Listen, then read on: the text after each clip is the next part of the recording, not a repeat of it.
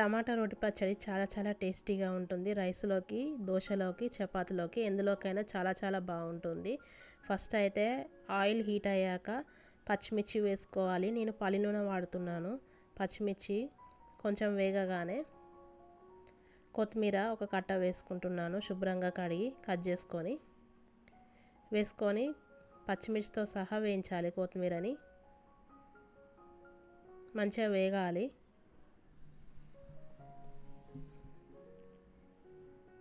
ఇలా వేగాక తీసేయాలి. తీసేసి అదే ఆయిల్లో టమాటా వేసుకోవాలి. 4 నుండి 5 టమాటాలు వేసుకున్నాను నేను. ఇంట్లో ఉండే మెంబర్స్ని బట్టి టమాటాలు తీసుకోవాలి. ఇవి కొద్దిగా ఉప్పు వేస్తే తొందరగా మగ్గిపోతాయి టమాటాలు.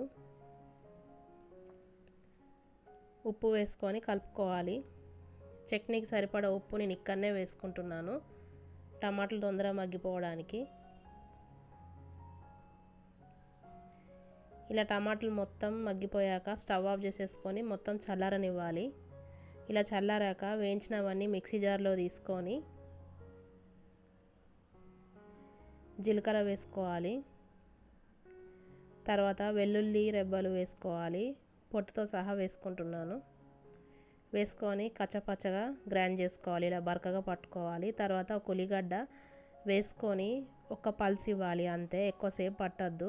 ఒక పల్స్ ఇస్తే సరిపోతుంది. అక్కడక్కడ పంటికి తగిలేటట్టుగా ఉంటాయి ఆనియన్స్, రోట్లో నూరినట్టుగా ఉంటుంది చట్నీ. ఇలా బరకగా పట్టుకుంటే దీనికి ఎటువంటి పోపు అవసరం లేదు, చాలా చాలా టేస్టీగా ఉంటుంది.